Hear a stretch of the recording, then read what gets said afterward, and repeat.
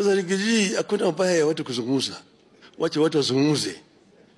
Hata kama wewe hutaki kusikia maneno yangu, lakini sikiza tu. Prime Minister, my brother, hatukatai salamu, hatukatai maongeo. We fear you. The reason, ulikuja unakapata na mtoto wetu Uhuru Kenyatta alikuwa mtu mzuri. Alitupenda. Alitufanyia kazi. Muliposhikana na yeye akageuka. Raila saying he has no interest in a share of government as he has often been accused by the deputy president. Sisi hatutaki nusu mkati. Mkati gani, nusu mkati gani? Mimi sitaki kuwa naibu wa rais. Sitaki kuwa waziri mkuu. Yale yote mimi nishakuwa. Mimi sina haja. Weka pole pole, usiseme ati sisi hatutaki, wanataka mtu mkati, ameongea na Ruto, Ruto amemwambia nini? Mimi nikutana na Ruto lini? If you assure us hakuna kitu kitafanyika kwa rais wetu mkipatana, muendelee. Lakini sisi katika area hii tunaogopa. Disagreement was not just on the talks. Raila also told the deputy president that demonstrations were protected by the constitution. Hakuna mwenda wazimu.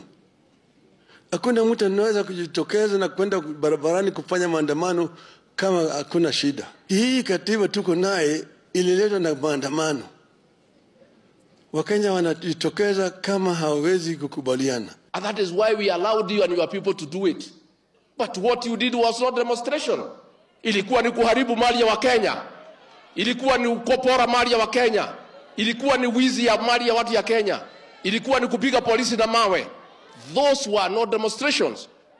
That was theft. It was looting. It was destruction of property.